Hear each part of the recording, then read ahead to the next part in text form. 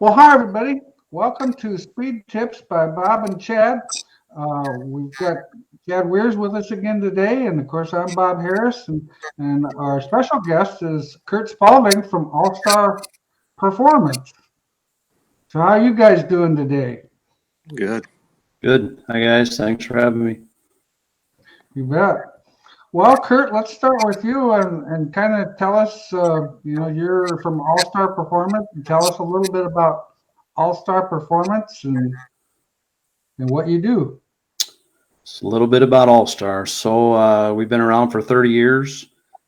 We've got lots and lots of products. Um, Pretty much known for the circle track area, but have a lot of other items that touch, drag racing and street performance and off road, and lots of other categories of items. And um, basically, we sell parts around the world to our dealers, and we're big advocates of supporting the trackside, vendors, the speed shops, the chassis builders. That's our focus for our business. Obviously, it ends up at the racers, but we really try to make sure that we keep people racing on Saturday nights, and just do whatever we can to support them and help out the whole system, I guess.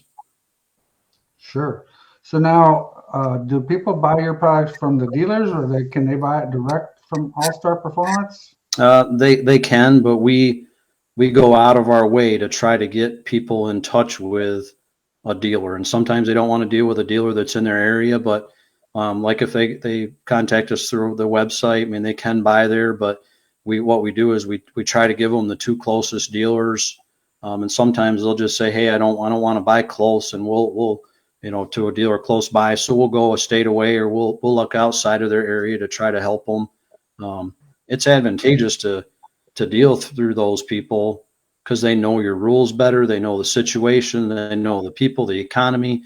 They just know all those things. And, we feel, we do a good job of making sure we keep them inventoried up and have the right stuff. And so we do a lot of work behind the scenes trying to take care of them that way.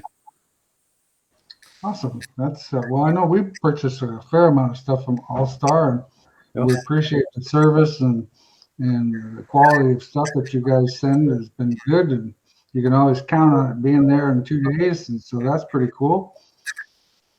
Um, Most would be happy to have it in 2 days. There's a lot that can't get it in 2 days, but and you touched on something. Do we have the highest quality of everything? No, we can't, because we try to keep stuff affordable and keep it in the price ranges to make everything work. And it seems to work at all levels, just to have. So some of the stuff isn't real earth shattering that we have, but we try to, over the years, we've just try to fill voids, fill areas. So sometimes we'll add something and people think it's kind of quirky, but if we've got dealers asking for it because they've struggled to buy that stuff, we add those things to try to help them out. Needless to say, it ends up going to lots of other dealers. So, and Chad, you and I've talked about this. I mean, we've dealt with each other for 30 years. I mean, sometimes it's just about making something a little bit simpler, or just putting it in front of them a different way. So it's not always about the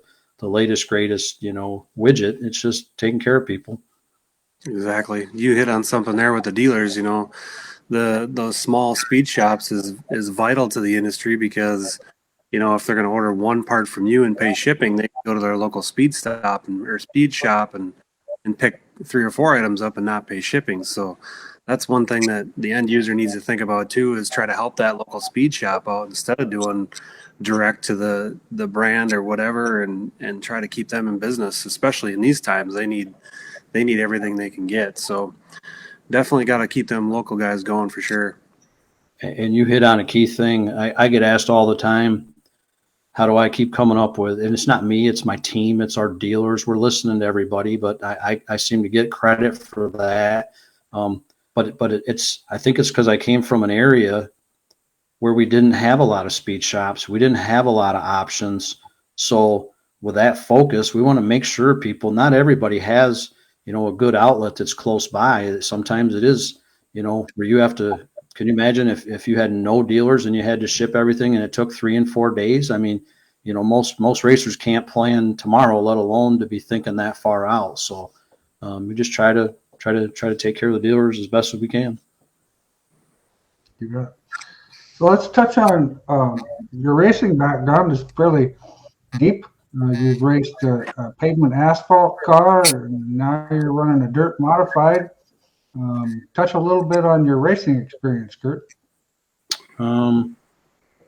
Has wheels, will race. I mean, I can just kind of come from a racing family, and I started off road racing, which most people don't know, and that's just what we did to have fun, and then dabbled in some dirt racing stuff.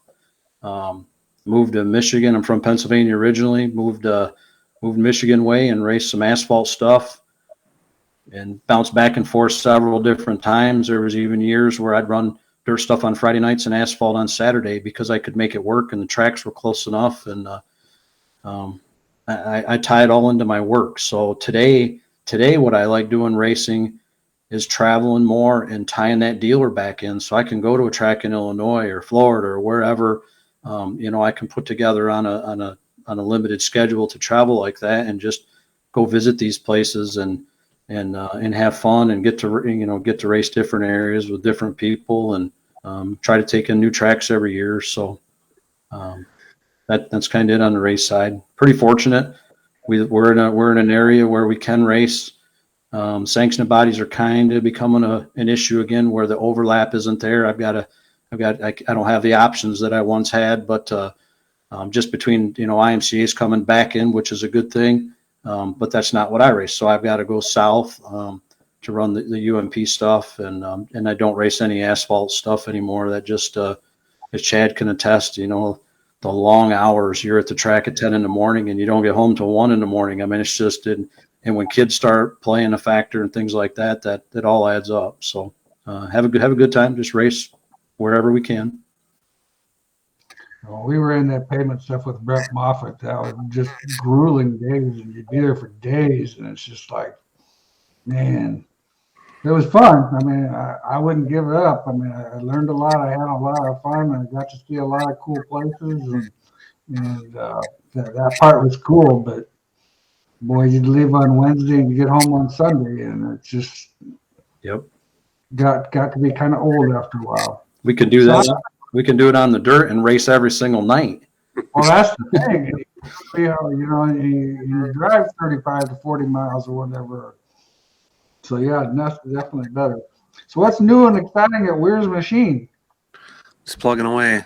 A lot of people think March Madness is basketball, but in the racing industry, that's the month before the race season starts. So that's what we call it here, is March Madness. So yes, definitely busy.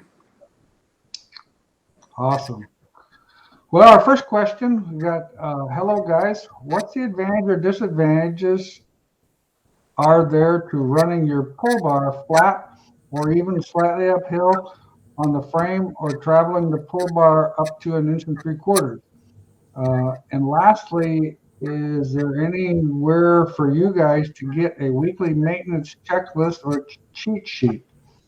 I have one. And if you could somehow or another get me your email address, I could sure send you the one that we have for our school, and a couple other pieces of paper that are pretty useful for weekly maintenance and stuff like that. The advantages of running the pull bar flatter, I don't know, 1 3/4 inches travel kind of depends on what you're actually racing. If you're running a UMP car, that 1 3/4 inches is probably pretty accurate. If you're running an IMCA car, it's probably a little much. The IMCA stuff likes 1 1/4 inches a little better, and I think you guys in the UMP world or the open world is 1 3/4 inches to 2 inches, if I'm not correct. Is that correct, Kurt?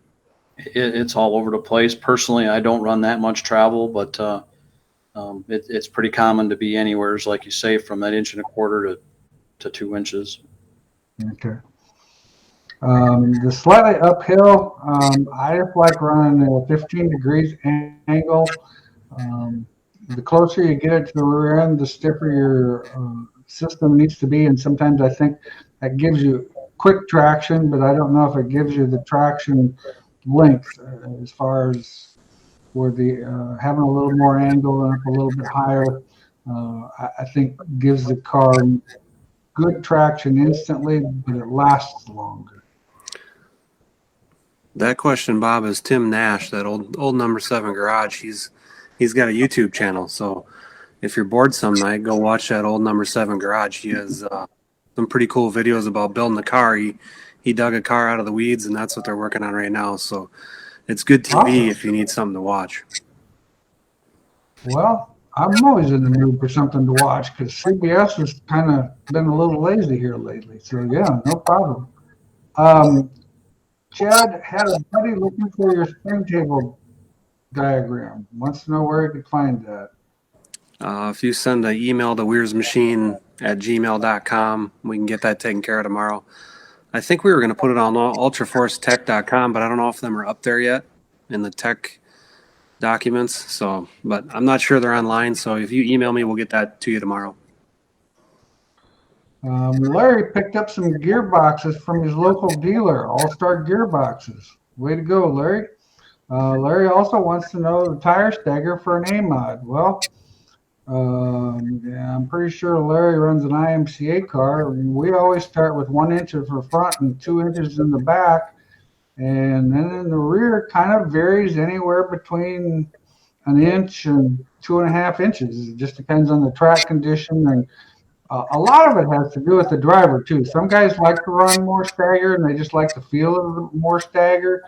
Kind of depends on the racetrack. If you've got a more of a sweeping corner, sometimes you might not need as much stagger. If you've got a tighter corner, you might need a little more stagger to let that roll through the middle. It just kind of all depends. Let's see. Brian Rorick wants to tell us that he's watched you race Kurt for a long time.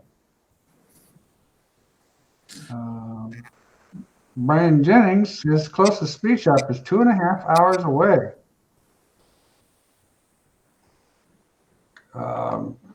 Brian also wants to know, Kurt, do you have any interest in running an IMCA modified? In the right situation, sure. I mean, to the previous comment, has wheels and tires and will race.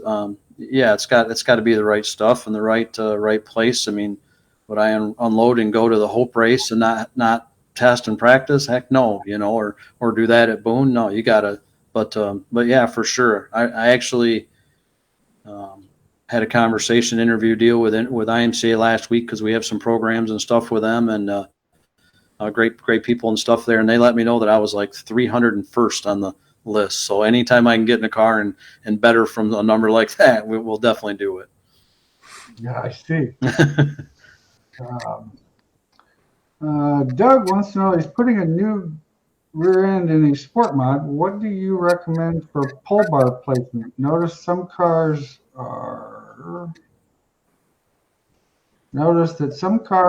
are going behind center line.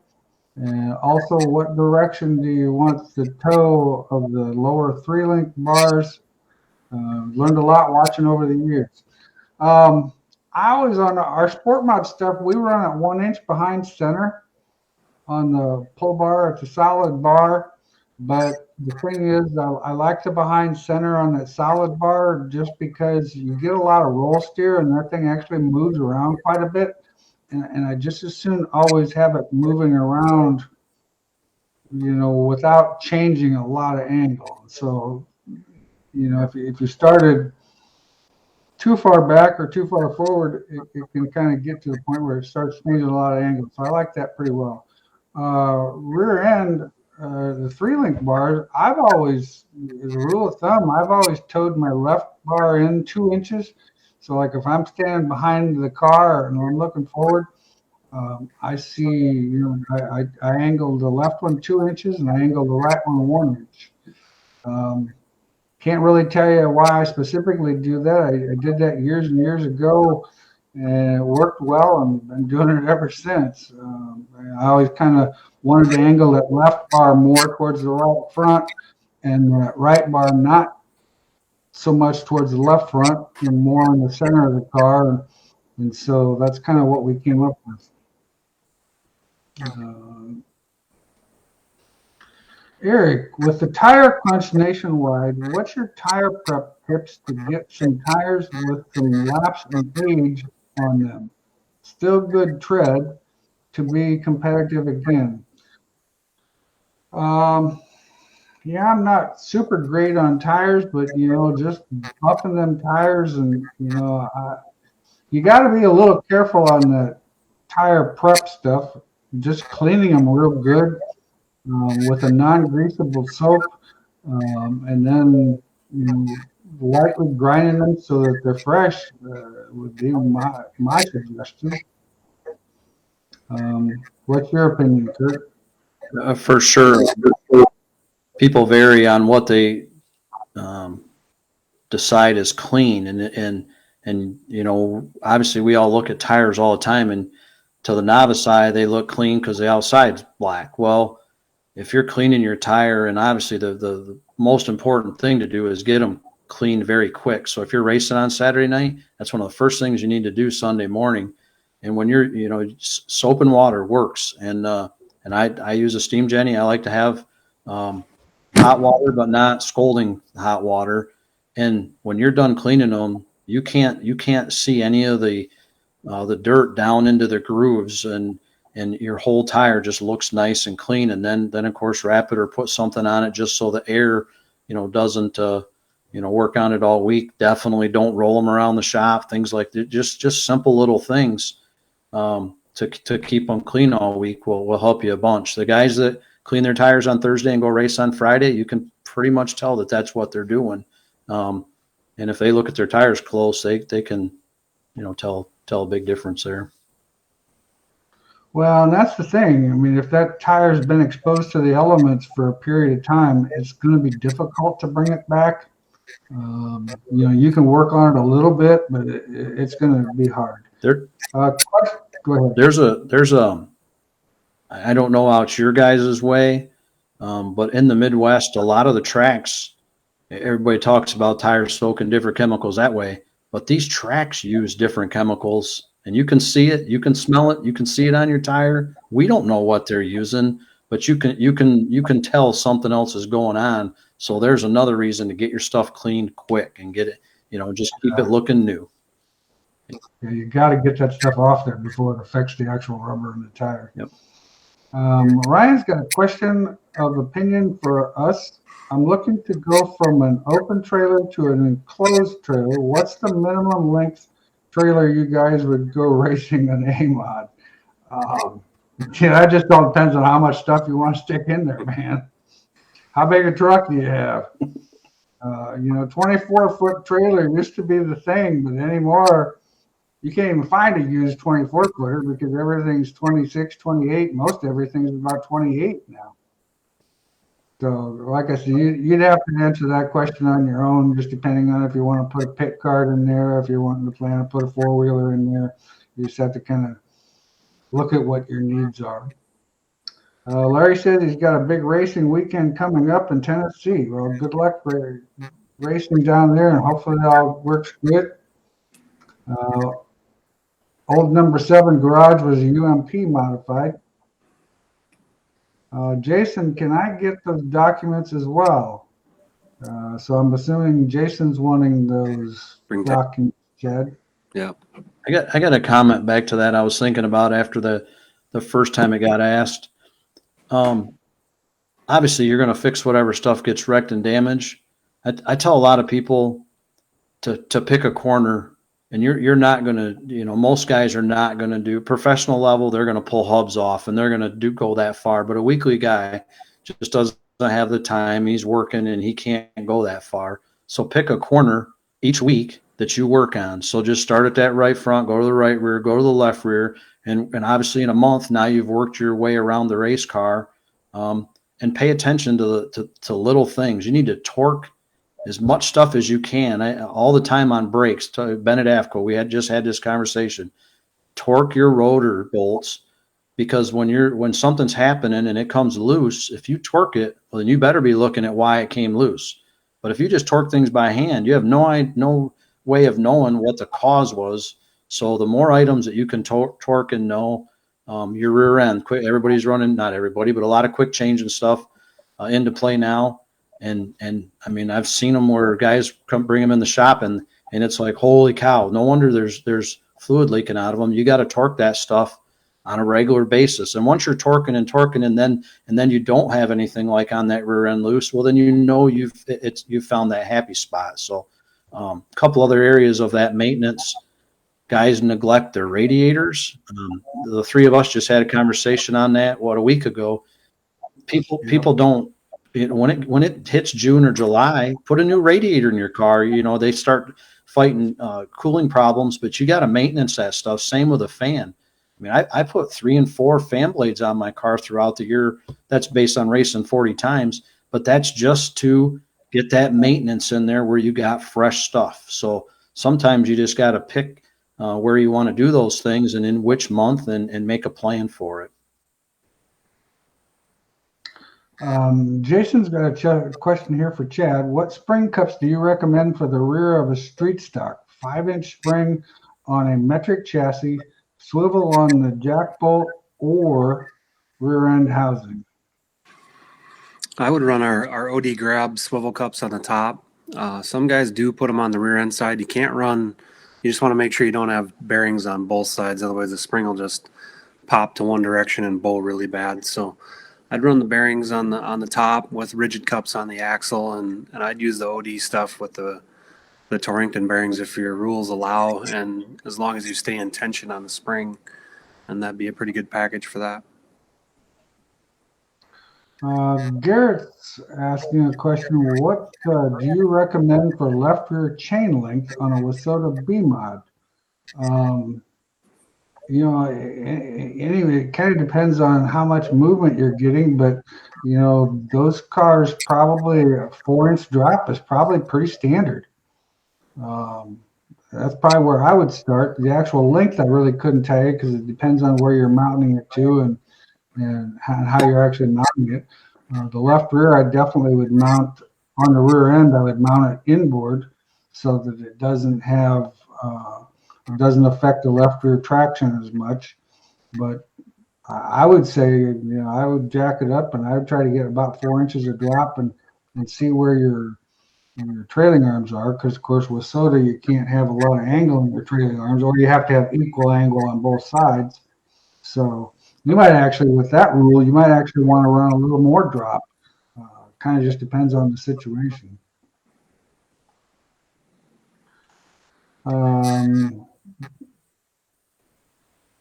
Jason called Ding. He's a dealer. All right, Ryan, thanks for getting Jason that information. David, UMP Open Modified. Left rear brake floater recommendations for starting points on length, height on the Wehrs cage. So I would probably be 1 hole below your 4-link rod, and our brake floater is automatically built back an inch from center line to keep it from camming over. But that's something you're going to want to look at through motion, hanging on the chain, to make sure you're not going to cam it over. So I don't know what the length would be, but you'd have to take a measurement on your car, and always keep in mind that when you're hanging on the chain and you got the right rear tucked up, that thing's going to travel farther on the racetrack under the braking force than it does in the shop. So, and it doesn't matter where that caliper is. So always err on the side of caution, put a little bit longer bar on there, so that you don't cam it over, because once you cam it over, your night's ruined and you'll have to start from scratch there. Our old buddy Uncle Pat Fagan wants to know 3 of the greatest industries that's going to save racing. Great to see you, Kurt, being involved. Next question is some kid by the name of Bobby wants to know, question for Bob, can we go fishing tomorrow? Kid's always a comedian. Dan Patch, I want to thank Chad for the grease tube pusher. I buy empty caulk tubes off of Amazon and use this tool to transfer the grease from the cartridge into the caulking tubes.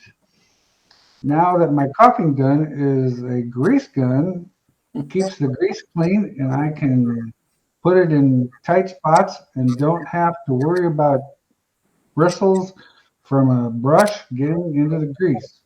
Well, good to know, Pat. I'm quite sure Chad will appreciate that. Yeah, the grease tube pushers have been around for quite a while. That's a Kevin Noodleman idea from back in the day. When we used to pack wheel bearings wrong when I was a kid, when they first taught me, put a big mound of that stuff in your hand and then you pack it completely full.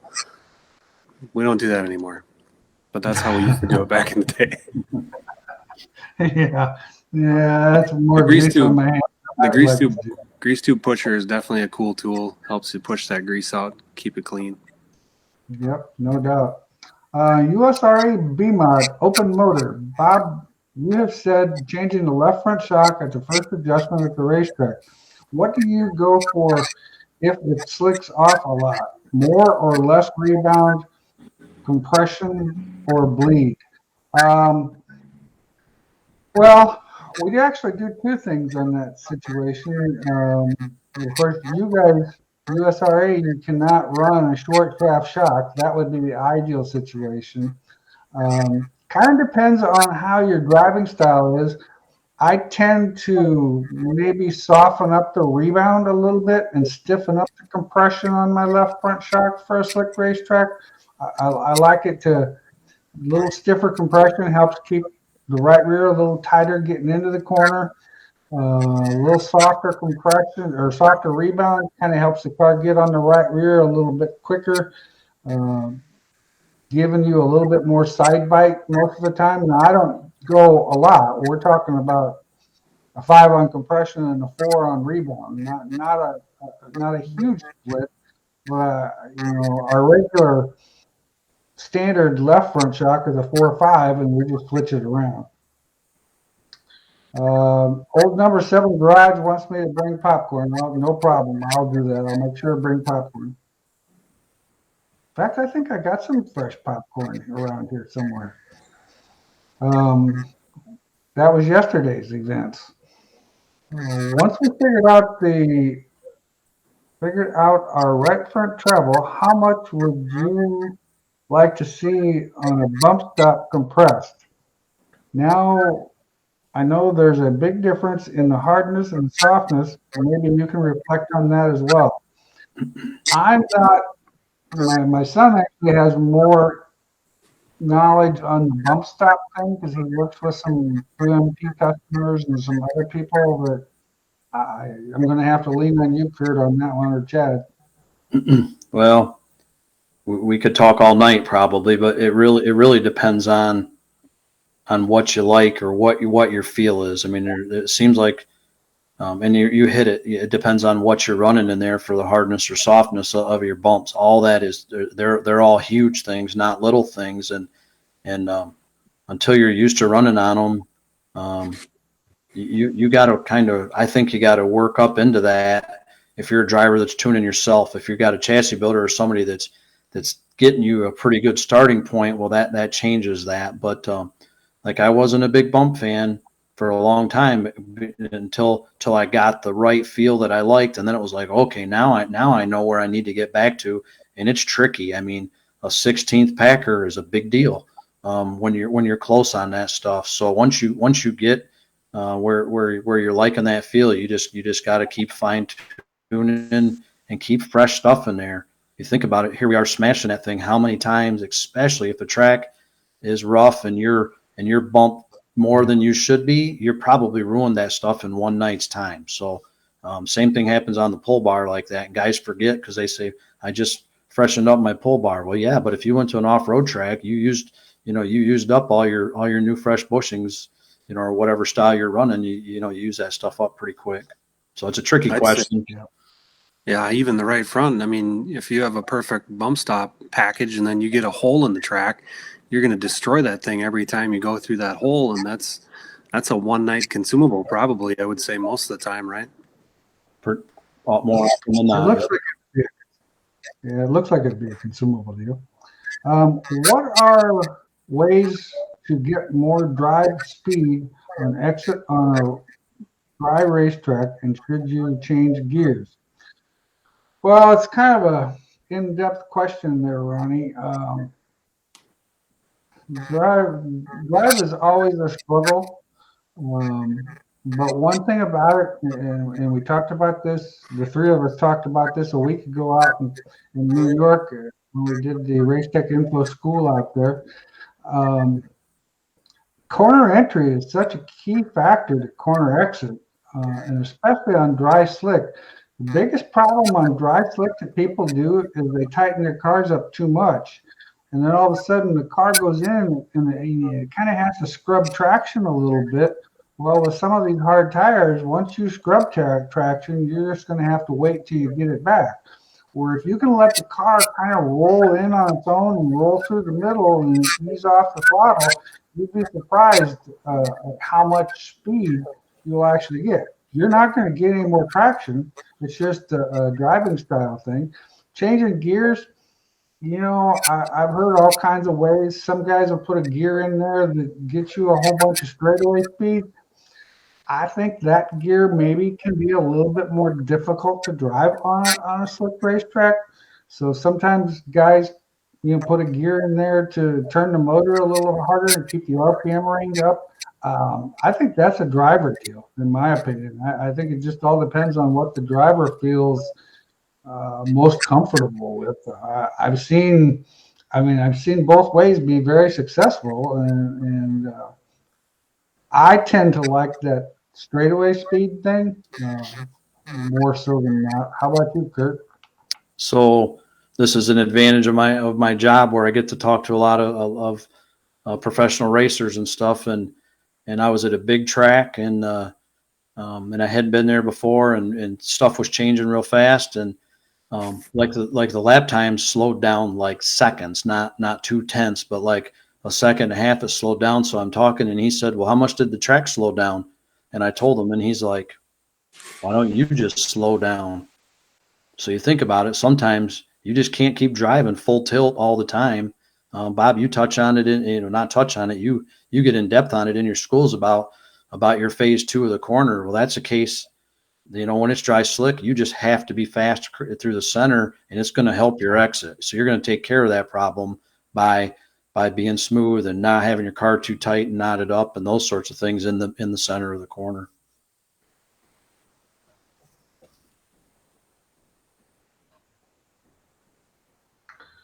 Okay. Patch spinner on a Lasota B-Mod. What would be the pros and cons of spring on a swing arm or on a bird cage? Well, the swing arm car is going to drive great. They don't have the traction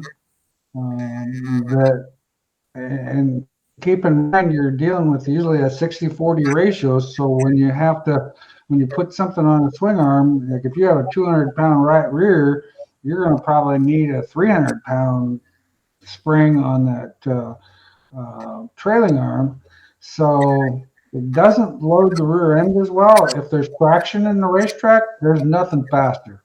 If there's any kind of traction, that swing arm car is the nicest driving thing you ever drive. As far as, it's like a good old leaf spring car almost.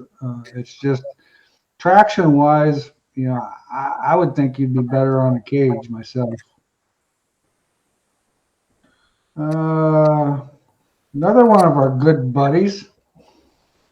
We want our good buddy Rex Merritt.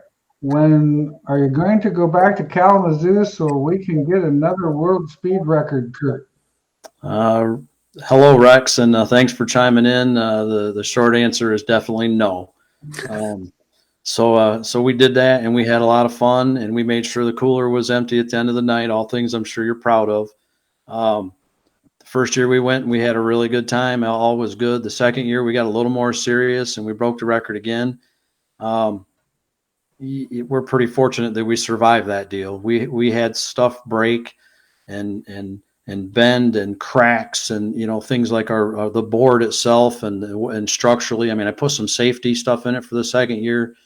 None of these cars are made to do what we were doing, so we were just way outside of our element. And people think it's cool. It still comes up all the time. And congrats to Andy Bozell. He's broke that record since, and he owns that. The track was smart enough to stop having that event because things got that far out of hand. And yeah, that day's behind us, and we're glad that nobody got hurt. So.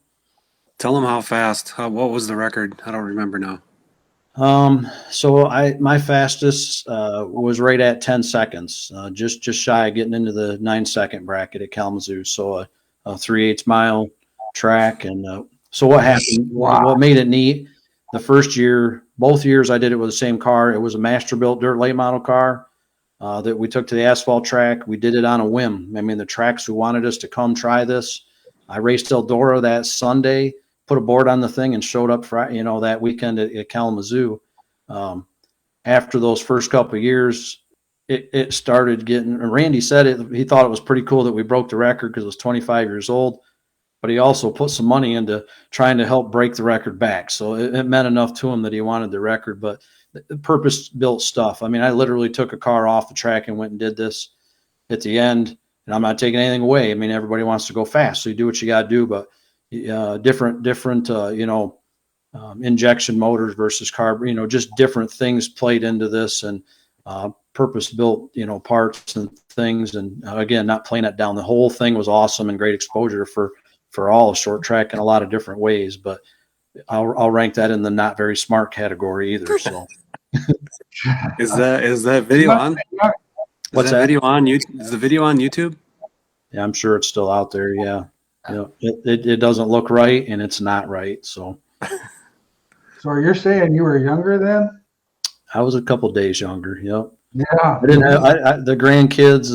Yeah, I didn't. I was a whole different age bracket at that point. So I can understand. Yep.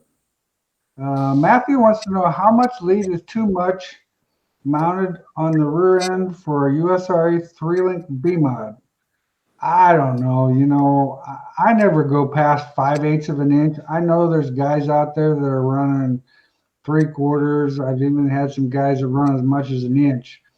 In my opinion, if you have to run more than a half an inch to 5/8 or even a half an inch, there's chassis adjustments that you need to make because, and it depends. If you're getting a lot of, and this goes back to that rear steer thing, if you're getting a lot of rear steer and with a USRA car, you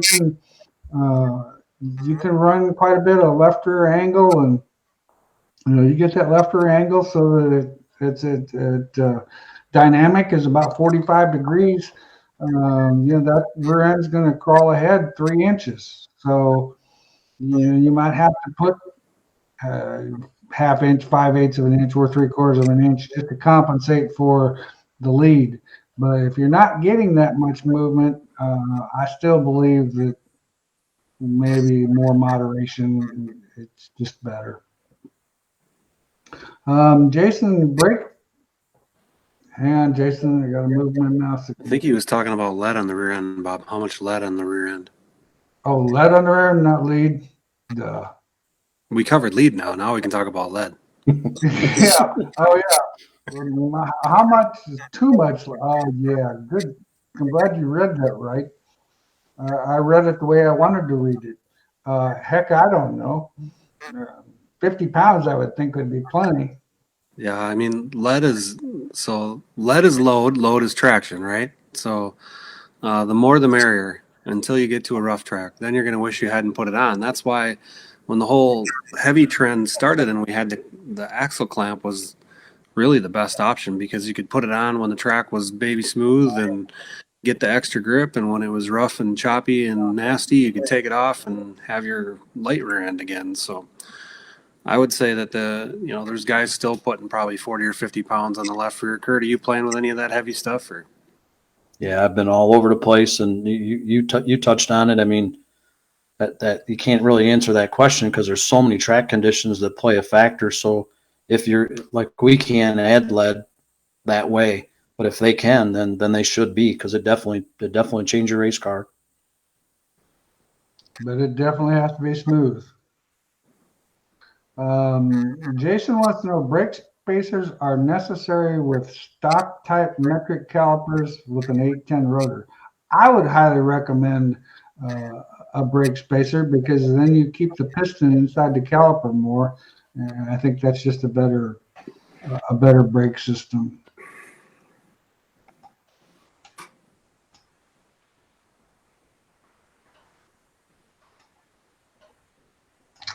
Ryan wants to know any new products in test or development or opportunities to become a test dummy. Well, Ryan, you have to get on the list because we got a lot of test dummies. And no offense, but sometimes I'm not so sure that's not the case in certain situations. But we don't. I don't do a lot of testing, and I'm pretty picky about the drivers that I got to have a real good relationship with the driver to test products. Jake McBurney's kind of been our test guy for the last couple of years. We kind of know his driving style well, know his race car well, so we can, because a lot of guys aren't really that interested in trying new stuff either, because they're out there to race for a win, and most generally, if we put something that is a test product on there, we believe it's going to be better, but we don't always hit a home run every time, and so the guy that you're testing with has to be willing to sacrifice a little bit too. So I think Matthew is talking about weight bolt of the rear end. Yep, Kevin, I got that. Chad squared me up on that one. Paul, hey Bob, do you have any experience or thoughts on that Swift tight helix rear spring? I don't myself have a lot of experience with it. I know a lot of stock car guys like that spring. What I have found is kind of a general comment that people that have run that spring also kind of sometimes say that they lose a little bit of right rear feel, which, there's a possibility that you could. The only thing of it is a 200-pound spring or a 225-pound spring is still a 225-pound spring, no matter how many helixes or how many coils are in it. So I'm not, I'm not really sure I can be the greatest speaker on that particular product because I know guys that have run it in a modified complain about they lose a little bit of right rear feel. Kyle, Dark Horse is the Wehrs test dummy, Ryan.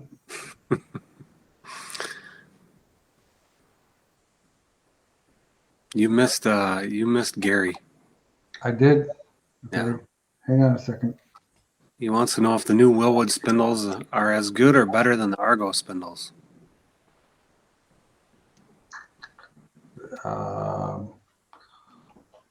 Wildwood. Well, I don't know. The Argo stuff is pretty good. We haven't had any problem with their stuff that we use. Now, keep in mind, we're mostly in the IMCA world, so we've kind of got to have a stamped IMCA stamped spindle, so we can't use the open Argo spindles like we used to could.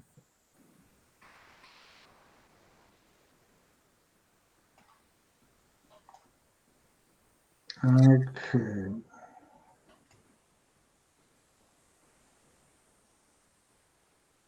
When bolting lead on the axle tube for a smooth, slick racetrack, are you doing anything different to the car to compensate? Not to my knowledge.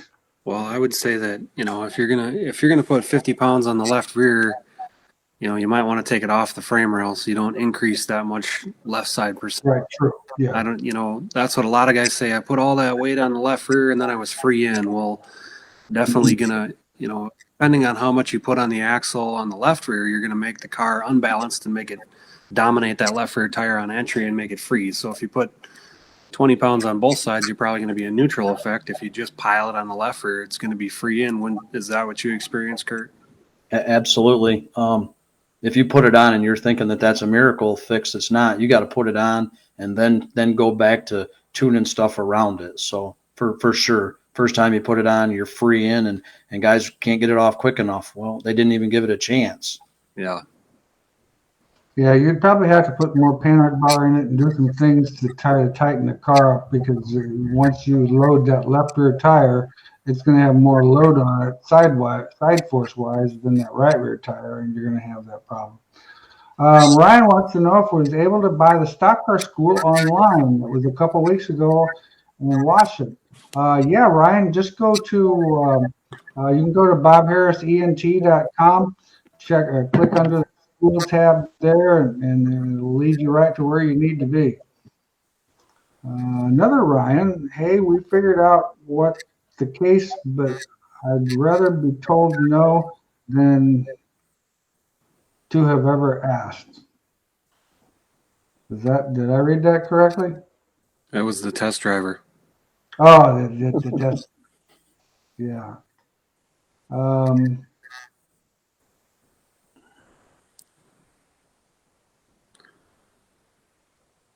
I'm out on the next question. What's the most droop you've seen working in A-mod, Bob? Jake. Well, I've seen some guys have a lot of droop. I can't say that I've seen it work, but I've seen some guys have a lot of droop. 5 inches is going to be stretching it, and it depends on how you measure it. But you get too much droop in there. Once again, you get too much roll steer, and you're trying to put angle in your trailing arms to get your traction, but then you're putting steer in the car, which is going to free you up, and so you're kind of sometimes what you do, you undid. I mean, there's an opposite and equal reaction to everything you do, and so you got to look at it from that perspective. That definitely is a package thing. It's very similar to the previous question on the lead. If you're going to decide to go there, you can make it work, but you better be checking interference of all your parts and pieces, and from the drive shaft to the to the U-bolts and stuff on the quick change to all everything through the whole travel. There's advantages, but you got to work at it. It's not something you just add and say, hey, this is going to be a cure-all. It takes quite a while to get there, and sometimes you don't see as big a result. I don't know what you've seen there, Chad, but it definitely is a package. It's not something you're going to do overnight. Yeah, I mean, you got so many variables to look at. You touch the drive shaft, and he'll sell you another one when you wreck the one you got in there, when you put an extra inch of chain in there. Camming over the brake floater we were talking about, camming over the suspension cage. It's definitely hard on stuff, and I'd say if you're gonna get crazy with droop, you almost need to be zero indexed anyway. So a lot of variables there. It's not just like you said, magical dust, let an inch of chain out, and you're gonna go win the feature, because your chances are you're gonna wreck something there. Usually guys, when they're trying to go there, if they just study what they're doing and make sure those same things are free and everything's moving, and there's a lot of maintenance right there. And if you're not on top of that, it throws everything else off, because that one little bind, goes through the whole car. So yeah, no doubt. Very good points. Question, Scott's got a question. Bob, when doing testing at a racetrack, would you suggest several short stints, 5 laps or so, or less stints with more laps? When I first actually go to a racetrack and test, we'll probably do a couple 10-lap runs just to get the driver kind of acclimated to the racetrack and kind of get a little more data so we can kind of get some ideas. Otherwise, if your driver's pretty consistent, 5 laps is going to tell you what you need to know. I mean, there's no reason to be out there burning everything up. I mean, if your driver's inconsistent, then you might want to think about going more laps and letting him try to get more consistent with the program. But I usually 5 laps. But like I said, I start with longer, just because get the driver acclimated.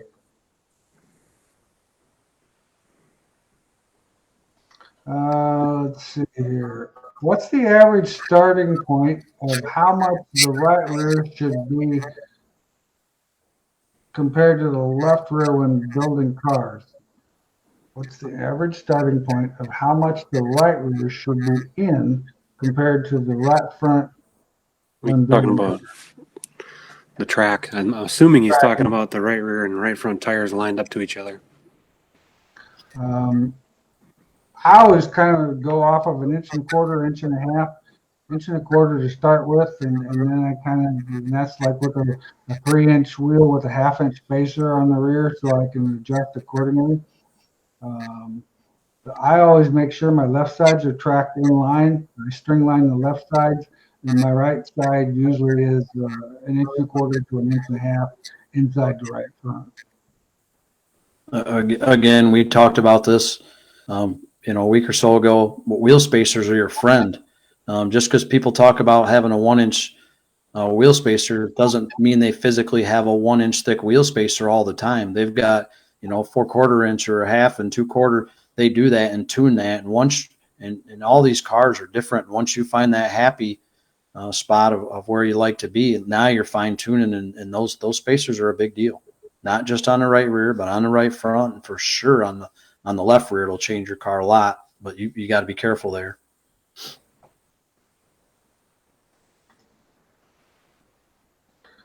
Okay, on a metric street stock, when putting 50 pounds of lead on the axle tube, should a guy stiffen the right rear spring to gain side bite back? Well, that might not do it, because stiffening the right rear spring is definitely going to help with side bite, but the problem is now we're actually dealing with the actual axle housing itself and not as much with the suspension. And so we're dealing with the load on the two tires. Stiffening the left rear would definitely help it. Once again, you're kind of putting a Band-Aid on another situation, but overall it probably would help. What's your guys' opinion? I don't think you need to change the spring rate myself. I wouldn't, because like I said, we're dealing with a different. We're actually dealing with the actual axle housing itself and not the suspension so much. Springs are virtually out of the equation right there. Exactly. I have a question on setting up a rear spring cup on an IMCA Sport Mod rear end. Would you prefer the spring straight up and down at ride height or straight up and down at racing height? I plan on using the Wehrs lower spring cups with the 1-inch steel ring, and I'll be able to move it to the left or to the right depending on spring alignment. Well, if you're actually dealing with an IMCA car, the IMCA rules state those springs at static need to be straight up and down. We tried that, angling that spring to get it so that it was better, and they didn't seem to think our theory on it being better was the same. So they want it, so when they look at the car from the back as they're driving through the pits, they want everything to be straight up and down, so that there's no. And when that spring goes through a tremendous amount of angles the way it is. So starting straight up and down is probably your best bet. Okay, Jacob wants to know, is the Waffle House or the Steak and Shake a better choice after 2 a.m. on a feature win? God, I don't know. The Waffle House, that's a tough one, man. I'd lean towards the Waffle House myself, but I'm kind of a waffle guy. I mean, Steak and Shake's probably pretty good too. I'd flip the coin, to be honest with you. I'm going to say the ending comment there is after a feature win. It doesn't matter. They're both good. If he wouldn't have put that, now we got a different argument. But yeah, I mean, you won, so go eat any place. What the heck? Yep. Pizza joint's good too, man. Jacob or Mike's great school last week was worth the trip from California. Well, thanks, Mike. I appreciate that. It was nice to get to talk to you, and your questions were great, and you were a great addition to the class.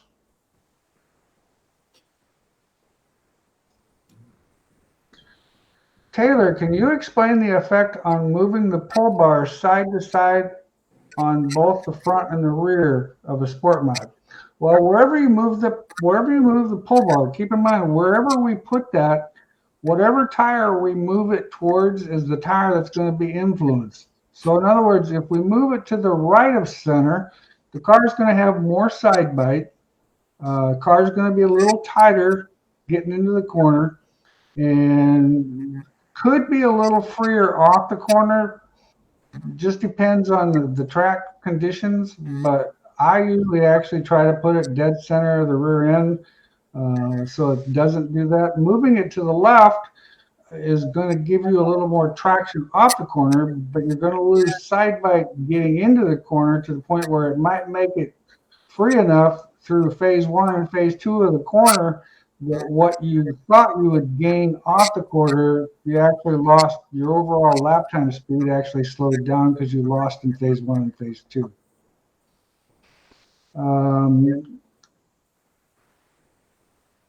Jacob thinks Steak and Shake would be the best, and that's from Mike, our good buddy Mike. I haven't talked to Mike Harrison in quite some time. I talked to him a while there. He was going to run a car that we had done some work on.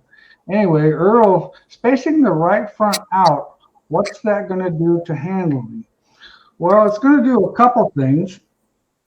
It's going to make the front end more stable, and it's going to soften your wheel rate, which your wheel rate means like it's going to feel like you put a softer spring in there, and you're going to get a little bit more movement. So, it just kind of all depends on what you like as a driver. There's some guys like the front end to be a little more penny on the right front.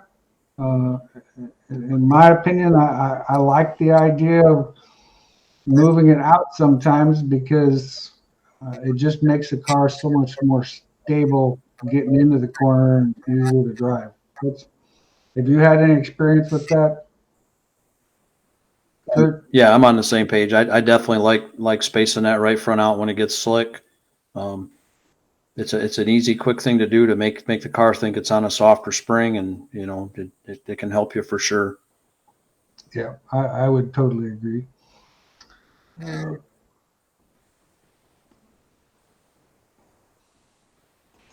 Is that our last question, Chad? Looks like it. That's kind of what it looks like here.